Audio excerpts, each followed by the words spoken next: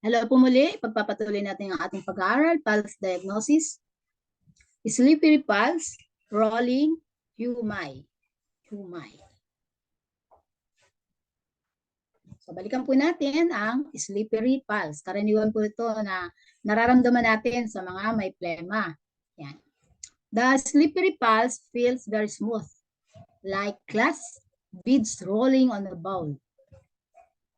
On the sensation that is felt when you squeeze an almond that has been boiled on the skin is lift off. Imagine po ninyo yon sa description na to.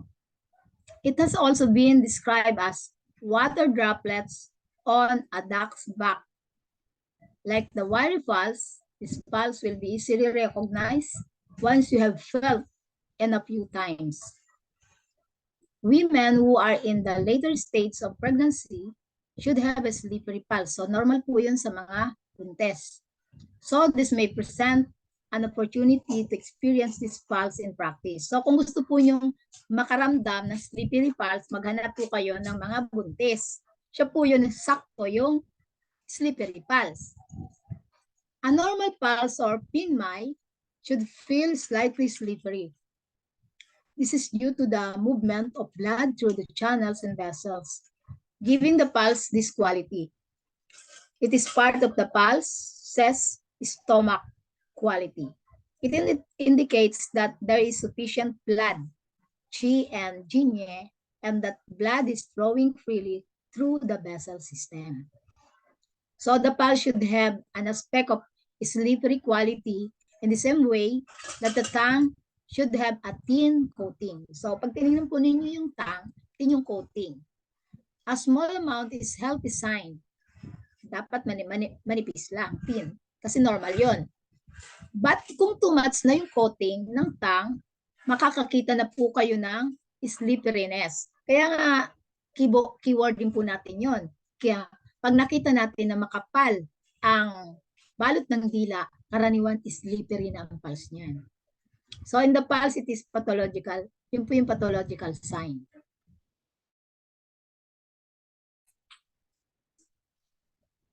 So heat can agitated blood.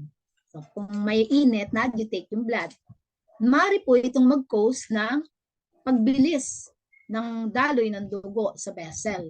So the increased movement of blood will give the pulse more slippery quality. So pag bumibilis, nagiging slippery din. In this case, the pulse will be slippery and rapid. Dahil na may heat, kaya magiging mabilis, slippery and rapid.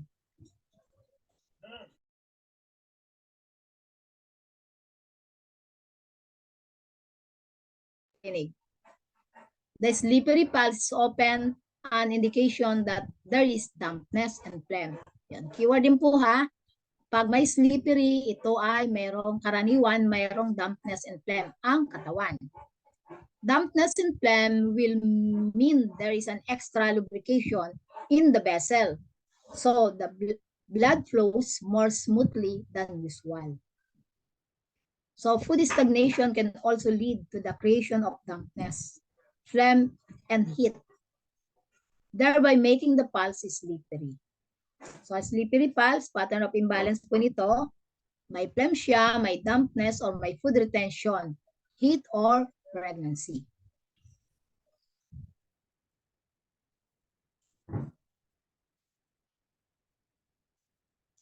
So yung typical combination po nito, pag slippery and superficial, meron pong wind damp or wind phlegm.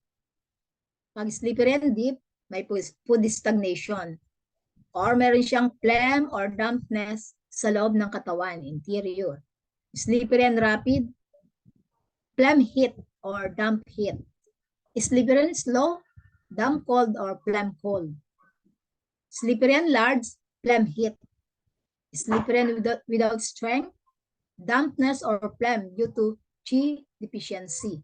Dito po nag-arrive tayo ng mga diagnosis natin. Halimbawa, meron siyang cold sa spleen stomach din. Ang naramdaman mo ay slippery and slow. So ang diagnosis mo, siyempre may iba pang kasamang sign and symptom pa. Ano? Pwede ang diagnosis mo ay damp cold and the spleen or damp phlegm in the lungs.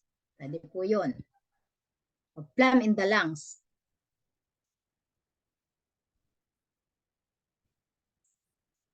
So yung pulse description, the slippery pulse feels slippery or oily. So it is rounded, slip or slide under the fingers, and flows smoothly. In ancient times, it was described as feeling like furs rolling in the basin or raindrops rolling on the lotus leaf. The student can get a good idea of what is slippery pulse is by feeling the pulse of a pregnant woman in advanced stages of pregnancy. Yan. Pinakamaganda nga daw kung pag-practice na natin ng slippery pulse ay ang mga buntis. Most probably, the pulse will be very slippery. So, it is not bad sign kung buntis. Hindi po yung bad sign kasi normal po nag-slippery sa mga buntis.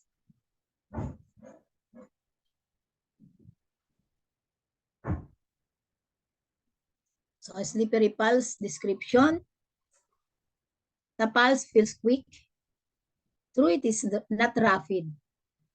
Slippery and smooth, it is rounded inside the vessels. Like a pearl, ang description po niya, like a pearl rolling on a plate. Smooth, slippery ang key points. Other translation, rolling. Yan po yung pulse image. Yan. So, pulse quality, round shape. Ibig sabihin, pag pumipitik po ito sa inyong kamay, parang buo yung nararamdaman yung pagpitik. Hindi siya naputol-putol. So, healthy sign ito pag sa buntis, normal. So, indication po nito, pag may food stagnation, kung may phlegm or dampness or mayroong excess heat. Pathogenesis. When excessive pathogens enter the body, the antipathogenic chi rises against the pathogens. So, yung chi at saka blood po ay magmobilize. Ang galing talaga po ng katawan natin, ano. So, pag may papasok pong mga sanhi ng sakit, yung ating panlaban, antipathogenic chi, tataas din po yan para labanan yung pumapasok na sakit. So, yung chi at saka blood po natin, parang hahalo sila doon sa pumapasok na sanhi ng sakit kasi kakalabanin nila yun eh. Yun, with the pathogenic factors in the blood vessel, hahalo po sila doon. Kaya nagkakaroon ng pulse become phlegm and slippery. Yun. Or dampness or phlegm causes increase in blood viscosity. Yun. So, and the decrease in pulse, wave flexibility. Hence, the smooth pulse without corners.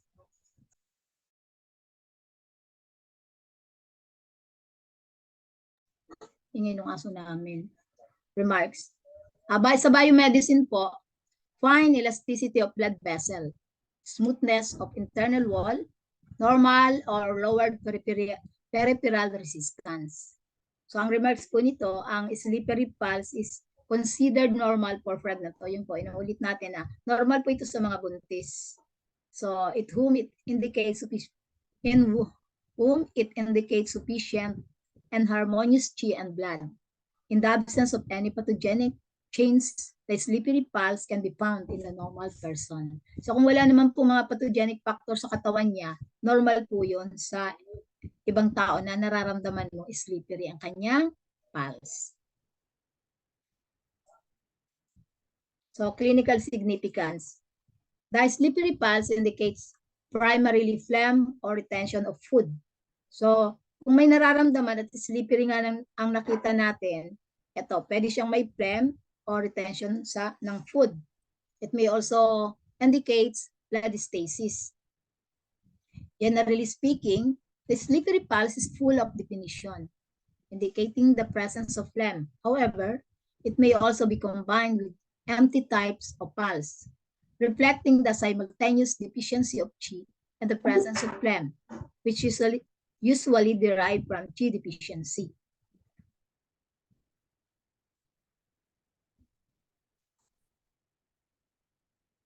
So although the slippery pulse is traditionally associated with phlegm, so laging karaniwan po, pag may nararamdaman yung pasyente at slippery yung naramdaman natin na pulso, associated lagi sa damp or phlegm. So kung may mga chronic naman po, ito yung dampness. Kaya yun, talagang dinadiagnose natin pag slippery na may phlegm or damp.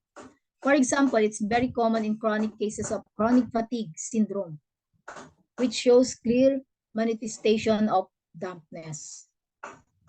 So, normal din ang pulse na slippery, pinulit po dito sa buntis. So, nagsasabi ito na healthy pregnancy. Conversely, if the pulse is not slippery during pregnancy, hindi po ito magandang sign. So, it indicates impending problem. In such cases, the woman should be treated. Pag hindi po slippery ang buntis na pulso, kailangan po niyong i-repair sa doktor kasi hindi yun normal. Even the absence of symptoms, kahit po walang mga sign and symptom yung buntis, kailangan po niyong refer to doctor. In particular, there is certain pulse qualities that are undesirable during pregnancy. Ito yung mga unang napag-aralan natin. Pag ang buntis ay mayroong choppy, wiry, fine, weak, leather, or hollow pulse, ito po ay sign ng delikadong pagbubuntis. Sabi nga dito, indicates the possibility of miscarriage, makukunan, mawawala ang baby. So according to some Chinese sources, a slippery pulse that is slowed down and relatively soft indicates health.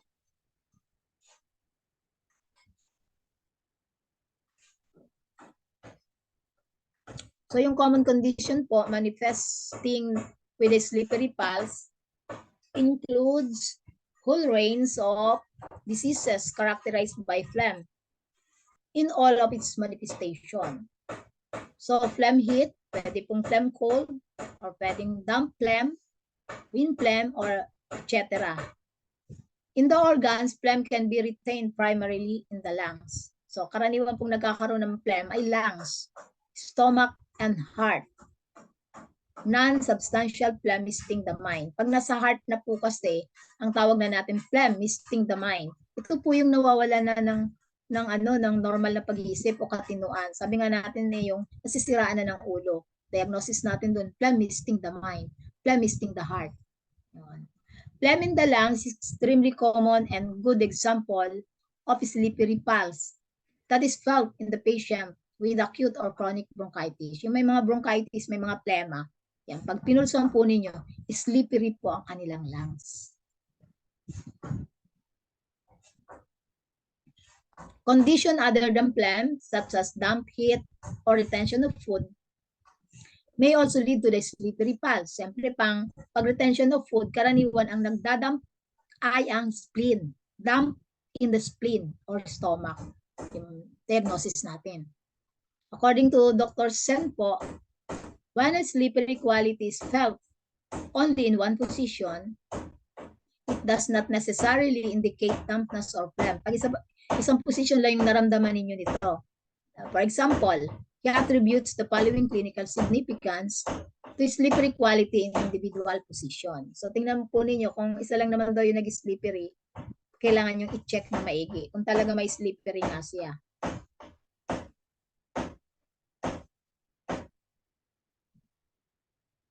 So, pag ang slippery pulse po ay pumwesto sa lungs, yan, sa lungs po pumupwesto yung phlegm.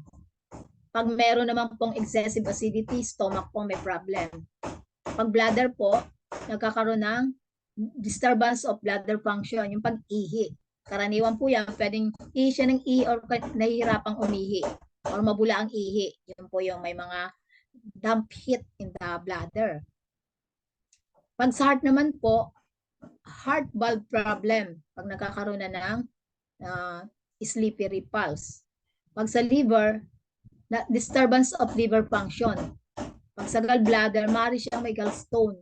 Pag sa kidney, maaari siyang may kidney infection. Yung mga may UTI. Yan po.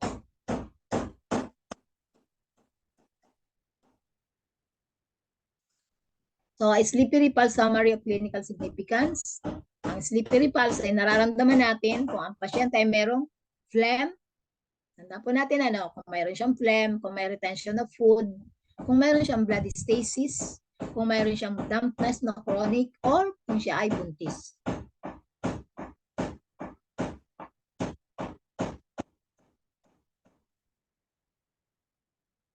So, maaari pong mag-combine ito. Slippery floating. So, nagsasabi po ito na may wind phlegm. Pag slippery deep, phlegm or retention of food. Pag slippery rapid, damp heat or phlegm heat. Slippery slow, damp cold or cold phlegm. Maaari po ito makita sa mga nagtatay diarrhea. Pag may slippery big, nagsasabi po ito ng phlegm heat with the predominance of heat. Siyempre, fast po yung pulse nun. Pag slippery short, naalala po nyo kung paano maghanap ng pulse na short? Diba yung pag inikot nyo yung kamay nyo, hindi na nyo mararamdaman doon sa mga gilid ng kamay. So po yung short. So, indicates dampness or phlegm against the background of Qi deficiency. So, pag may deficiency, karaniwan yan may short or weak. Ito na, slippery weak. Indicates dampness or phlegm against the background of Qi deficiency. So, sinamarize po ni Li Shen yung combination ng slippery pulses. Ito po yung slippery floating, wind phlegm, slippery deep, phlegm with retention of food, slippery rapid, phlegm fire, slippery slow, retention of food.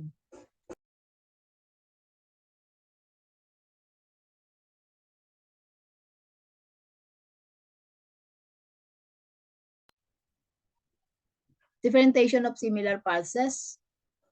Moving. The moving pulse is rounded like the slippery pulse, but it is also short and shaped like a bean and gives the impression of vibrating rather than pulsating. So, yung moving po, hindi po siya impression of vibrate, nagba-vibrate po siya than pumipintig. Iba kasi yung vibration eh. Yung vibration parang may naiiwan sa fingers mong napagalaw. Yan. Pag pulsate po, pataas naman yung pagpitig.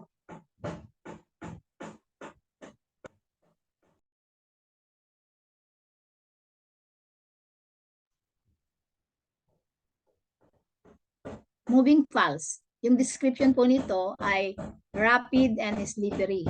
At the middle portion, the pulsation is forceful. Yung pagpitik nito ay malakas. Sa middle lang po ito nararamdaman, ang moving. So, ang traditional description, para daw po itong bean bouncing in the vessel with well-defined peaks. Kumbaga, pag untol sa Tagalog yan. May defined peak na hanggang kung saan lang dapat yung pagpitik niya. But without head or tail. Imagine po natin yon. Yung shape po niya ay ang key point. Shape is short and round. Slippery and rapid. Forceful in the middle position. So malakas siya pag nasa middle. Yung pagkatapos nating ipatong ng konti yung pang middle position. So ang other translation is steered, spinning bean, bouncing. Ayan po, pulse image. Imagine ninyo. Parang maliit na pin down na umuuntol-untol sa Tagalog. Yan. So short lang siya, hindi mo nararamdaman dun sa lahat ng parte ng iyong kamay. Dun sa mga gilid ng inyong fingers. So mas nandun siya sa nararamdaman sa dulo. So ang indication po niyan, makakaramdam kayo ng moving pulse kung may pain or kayo natatakot, may fright. The moving pulse is a sign of a struggle between yin and yang. Pathogenesis. Qi and blood stagnation causes pain. Yin and yang fight and cause a disharmony of the ascending and descending of the qi and blood. The pulse follows this violent up and down. So yung yin and yang ang naglalaban mismo. So kung meron pong emotional shock, causes qi and blood disturbance and confusion. So lead po yan sa pinapataas niya ang qi and blood. Kaya nagkakaroon ng moving pulse. So remarks, the moving pulse can be seen in pregnant women in their first trimester, and which time this is considered a normal pulse. So kung buntis naman, sa kanilang trimester po, pwede rin moving pulse ang mararamdaman.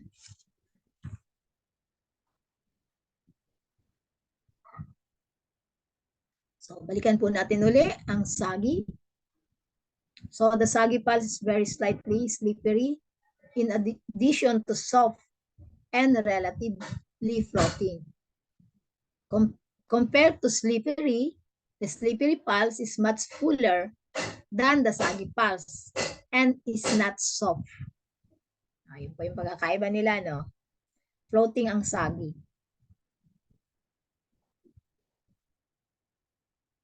So, yung saggy pulse po ang description nito, ito ay nararamdaman sa ibabaw lang at manipis at walang lakas. Yan. Ito di ba yung mga delikadong ang pulso na sinasabi natin? So, habang dinidinan mo to, papahina ng papahina. So, para itong strand ng cotton na nakalutang daw sa tubig. It feels very thin and indistinct. It is like a bubble which bursts when pressure is slightly increased. So, ang key points po nito ay superficial, thin, porceless. Their translation, napakahina nito, weak, floating, and soft. Ayan po yung saggy pulse. Lagi po nating tandaan, ito yung mga delikadong pulso.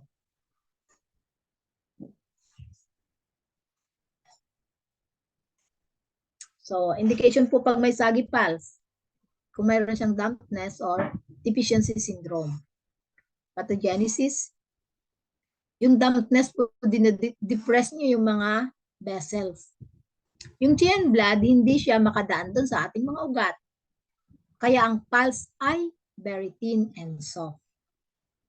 So, sa pag-deficiency syndrome naman po, yung yang loses its root when chi, yin or blood are deficient. Siyempre, dahil po yung yin, andun yung chi. Yung chi, andun yung yin. So, kung mahina po yung yin, mahina din yung chi. Kaya, ang pulse ay nawawala kung iyon ang didiinan. So, the yang is expiring. Remarks? If this pulse is present in a young or otherwise strong patient, so, delikado po yon. Hindi daw magandang prognosis kung nagkakaroon ng saggy pulse. So, excessive disease with deficient pulses do not suggest a good prognosis.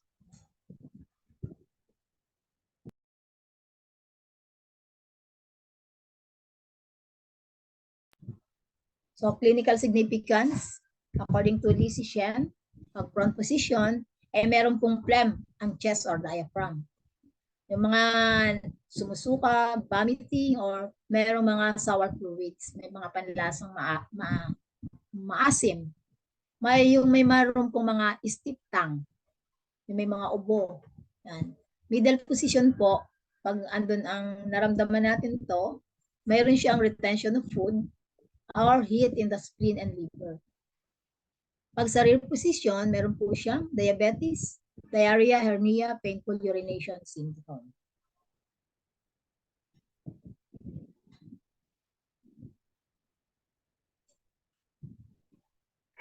So thank you po for your attention.